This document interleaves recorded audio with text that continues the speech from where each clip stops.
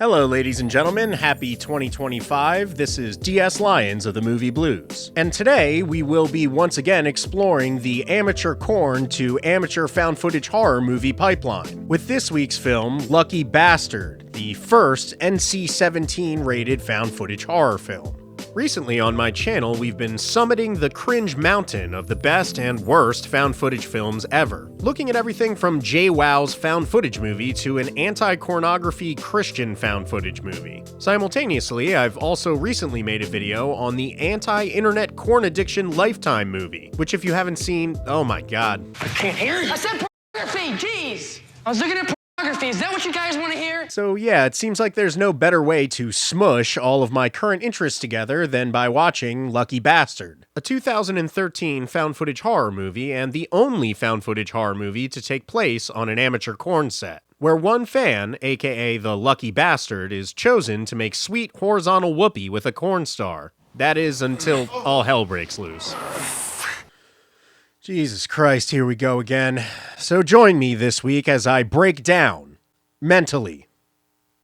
Join me now as I break down this found footage horror masterpiece. So the movie opens up with one of the judgiest, weirdest text crawls I've seen outside of the dead speak at the top of Star Wars Episode 9. For too long, the adult entertainment industry has pushed the boundaries not only of obscenity but common sense. Those who play with fire eventually get burned. What do you mean when you say that adult films are pushing the boundaries of common sense? There's kind of nothing more common sense than filming people doing what their parts are literally built for. Also, all those who play with fire eventually get burned. Yeah, we know that already. That's what a fucking UTI is, you judgy weirdos. You ever hear of the AIDS epidemic? We begin with a classic found footage trope of showing the police body cam footage investigating the crime scene after the events of the movie are all said and done. A great way to deflate all the tension of your movie in the first 5 seconds. I'm not gonna lie though, I was kind of already laughing at this point because this cop's voice reminded me a lot of Thanos. 2-story private residence, 5902 Valdana. Too much to one side or the other? Male victim, 40s. Premises kitchen, east side, first story. Perfectly balanced, as all things should be. After surveying the forthcoming massacre, we cut to 1 week earlier at the scene of the crime. This is Casey, a mattress actress in training who... Wait a minute. I'm gonna get This looks surprisingly real, I'm not gonna lie. Points for authenticity. I wanted to download the found footage horror movie about corn, not an actual corno. It had me kind of thinking, did I download the wrong found footage corn movie? And then it had me thinking, are all corn movies kind of technically found footage movies? I have a lot to think about here. Anyway, this is Casey, and she's auditioning for a corn scene with cameraman and actor Josh. Aren't you forgetting something? I'm gonna swallow some. Well, at least Casey knows what kind of movie she's about to be acting in, and it isn't an art house reimagining of F.W. Murnau's silent horror opus Nosferatu. I'm gonna swallow some. Cup to me. Turns out this is unfortunately going to be a rough shoot. So, look, the next scene that we cut to is Casey being dominated by an absolute stud. She is bound and gagged, and it looks rough, like Diddy and Meek Mill audio clip rough. Man, you doing it, man. You deserve it, daddy. I cannot fathom that I'm going to be able to get this video monetized, so please subscribe to the channel, leave a comment. I'm basically doing this pro bono. Casey's graphic violation is thankfully interrupted when blonde starlet Ashley Saint shows up to the cornhouse earlier than expected. Ashley hears Casey struggling from another room, where she is still bound and gagged, and so she goes to investigate. What the is this? Turn off the camera! So Ashley saves Casey from her attacker, and I truly can't tell where the bad corn acting stops and the bad found footage acting begins, but... Untie her. You untie her. Man, we don't need another bitch bad-mouthing us. Fucking bitches are a dime a dozen. Oh my god. Why would anybody participate in making this movie? It's just a job. I'm starting to agree with this statement, but maybe we can amend the opening crawl here. Yeah, let's go ahead and change this to this. For too long, the found footage industry has pushed the boundaries not only of obscenity, but common sense. And let's put a happy little birdie here while we're at it. Just as Ashley saves Casey, she's suddenly surrounded. And we head into our next grape scenario in the first 5 minutes of this movie. Kind of done wondering if this video is going to be demonetized, and I've kind of started wondering if my channel is just going to be completely deplatformed. Fuck it. It's just a job. Thankfully, I don't know, real liberal use of the word thankfully here, but thankfully, this turns out to all be part of the shoot, with Ashley's grape scenario being interrupted by the film crew Ashton Kutcher style. Uh-oh, here we come. Next up, Ashley meets up with director Mike to discuss the indecent proposal at the core of the Lucky Bastard show. Hey, Ash. So, you're our hottest girl. You've done all of our websites except for one. We think it's time you do Lucky Bastard. Which one is that? That's the one where you fuck one of your lucky fans. How about no fucking way? Have a nice day, Mike.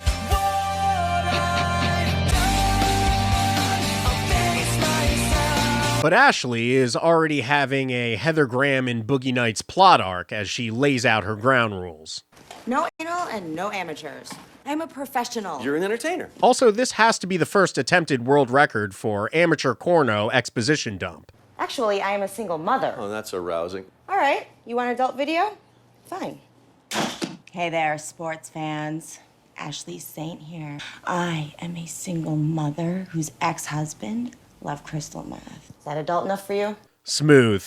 We barely noticed what you were doing there, guys. Good work. After that, display, Ashley just instantly agrees and starts looking at potential fans to woogie for the Lucky Bastard video.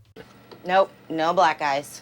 That's racist. Damn. And so we meet Dave G in the interview tapes. And I will bet $100 right now that this guy is the serial killer creep at the end of the movie. In 2024, ginger-haired men in media need to have a beard to seem less threatening, like Andrew Santino. That is, you look gay in that picture. I know. Bro. Oh my God, you look like you're looking at a dick going, oh. I'm so hungry for it. Hungry, hungry, hungry.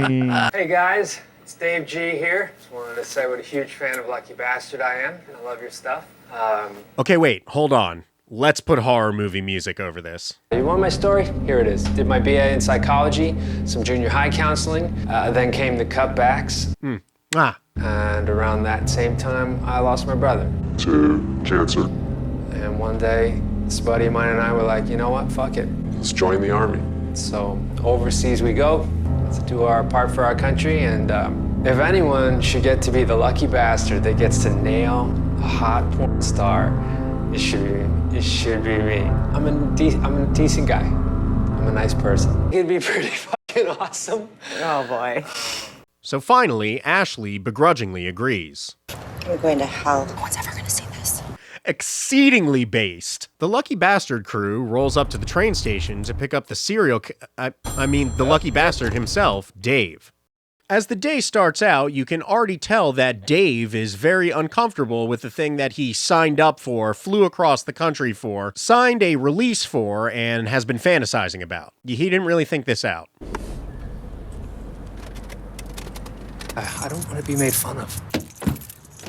Are you gonna edit this? No, we're gonna show 4 hours of raw footage. Yes, we're gonna edit this.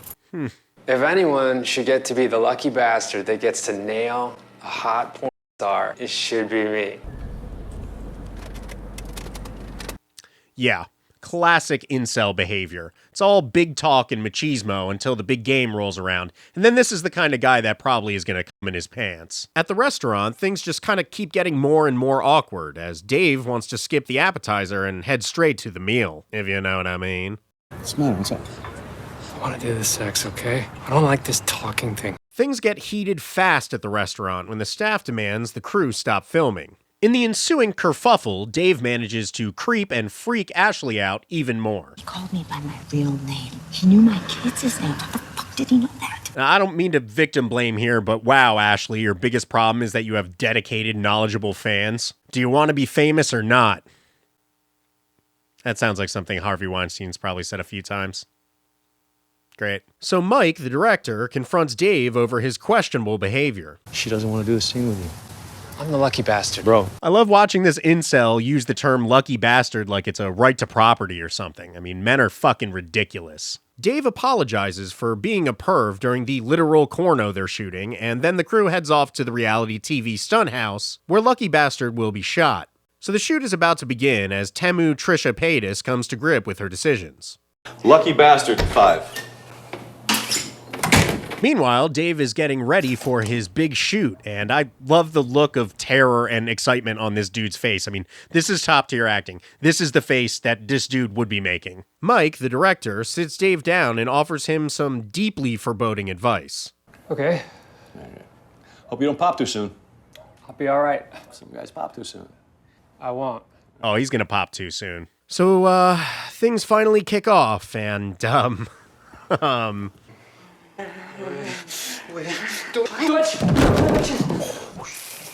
What the fuck? I think we have premature liftoff. Oh, man. Oh, no. Houston, we have a problem. I am out of here. Ashley is pissed. But I have standards. I am a professional. This is a new low. Based. Get back in there. Dude, you know what? This is not your fault. They shouldn't have put you in this position in the first place. Okay, come on. What is the moral high ground that this woman is taking? I mean, she started this movie out by getting herself into a double grape scenario to make a video. But no, amateur corn is too disgusting for her. Come on. No fucking man is ever gonna abuse me again. And you know what? You turn this Okay. This movie is the same plot as Nosferatu. I take it back. Meanwhile, Dave is being group bullied in the other room as he tumbles down an incel's well of shameless male rage. Come on, when do I get the fuck? Don't laugh at me! I guess so. I can't breathe. Honestly, starting to feel like this movie would have played well as an origin story to the Riddler. This is my brain on the box. Does anybody else feel like a fried egg? No, not that Riddler. No! There he is. I'm sorry I f***ed up your shoot. Oh, I am a grown woman and I should have said no. Man, it might shock you to hear this, but this found footage, amateur corno NC-17 movie is sending out some pretty questionable messages. In fact, the cliched sleazeball corn director guy might be the only actual likable character and reasonable person in this entire movie. You want me to send the kid home? Is that what you want? Just let me know when he's gone. Okay. Solid dude. 2 seconds later. There's a change of plans, okay? I need you to fuck the lucky bastard for me. I'm gonna pay you $500. Oh, never mind. That's his girlfriend. Bad call. That's on me. Director Mike asks Ashley if she wants to have one of her regular studs come over and work her out while they still have the house rented. And Ashley reluctantly agrees for the millionth time. It's fine. This movie should be called Corn Star Reluctantly Agrees to Do Corn, the movie. And then the movie is back on. But first, the little business of firing the Riddler. Dave, get dressed, get your stuff, you're done. I didn't get to fuck her. No, you couldn't fuck her. This is bullshit. But you gotta go. You're a pathetic psychopath. You're gonna die alone. No! A nobody! And that is when it seems like the Riddler decided to take this all quite personally. There he is. I'm taking the film. Hey, The fuck you are? I'm warning you. What? You'll what? You gonna sue me with the law firm of loser, jack off an asshole? One of my favorite line deliveries in quite some time. So if you want to tip the scales back in your favor, Better call the law firm of loser, jack off an asshole? Things get pretty tense. Fuck, what do you think you're gonna do? You gonna take all of us? Come on, bitch. Fuck. This leads to a morbidly awkward drive of shame with David and Jin from Lost, headed back to the train station from whence the Riddler came, in his pants. I'm sorry, that was low-hanging fruit. During the drive, Edward Nygma asks Jin to pull over so he can take a piss on the side of the road, and that is when things get real crazy.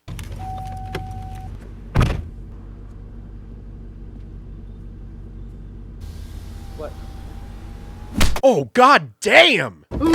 God damn! So Dave returns to the scene of the shoot and starts slowly hunting everyone in the house. And this is all happening while Ashley is getting doinked by the stud that Mike called. And I'd like to show you scenes from what I'm describing here, from the doinking to the first few kills, but man, I can't do that. This movie earned its NC-17 rating. This is like when they tried to put Showgirls on TNT in the middle of the day and had to put black painted bras on all the actresses just to make it work. I mean, I would have to go in there and like draw things everywhere to cover up lots of things, both violence and sexuality based. Just take it from me. This movie is fucked up. Dave finally finds Mike and confronts him and quickly gets the upper hand. And this guy has a surprising amount of core strength for a dude who came in his pants earlier that day. Dave confronts Ashley during her scene and starts demanding the hard drives like a bad guy in a Mission Impossible movie. I want the drives! Finally, the Riddler either has everyone tied up, bound, and gagged, or has taken them out. And that is when he reveals his true intent. Dave, what are you gonna do? I'm gonna be the lucky bastard. I mean, we owe him at least that, right? It's called Lucky Bastard. We owe him. We get a scene where the Riddler makes his way back around to director Mike, and, so he, uses to violate Mike to split his, you know what? I can't do it. Just think of the end of Pulp Fiction with Ving Rhames. I was fucking this bad bitch, she fucking me good, and every shit almost drove me crazy. I pulled up to her crib, I was in that 19 Mercedes. Dave finally slays the stud who is woogieing Ashley. And like in terms of, you know, the acting Olympics here, Ashley's reaction to watching her co-star and lover from 5 minutes ago be brutally beaten to a pulp right in front of her face is, honestly, it's pretty hilarious.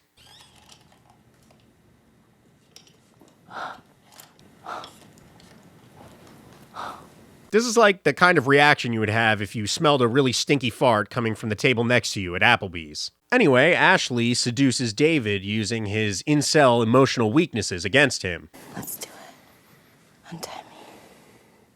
And then at least she gets the most badass one-liner in the whole movie. I mean, if you are gonna kill me, at least fuck me first. And he does. And I can't show it. It's a real two-pump situation, and it made me pretty sick. Anyway, Ashley turns the tables on the Riddler and brutally shoots him several times. And a final girl battle cry for good measure. After watching this one, girl, same. And, oh my god, that's it. That's Lucky Bastard. Now, we have covered some really bad found footage movies on this channel, some extremely cringe ones, ones made by churches about porno, and this one on paper sounded like it was going to be as bad as the rest, but I gotta admit, as a person who spends a tremendous amount of time cataloging, researching, and watching found footage horror movies, this one is actually not that bad. It's got some pretty surprising moments of violence that kind of lend to the idea that there was a solid budget making this movie. It's got some good meta humor about the porno business, the movie business, and a little bit about the found footage world as well. All in all, this is a frankly disgusting, super embarrassing for everyone involved type of movie. Apparently the director thought nobody would ever see it until Amazon silently added it to their platform out of nowhere about a year ago, and now it's been popping up all over the place. I don't edit that out. Anyway, this was not so bad. I mean, I had fun watching it.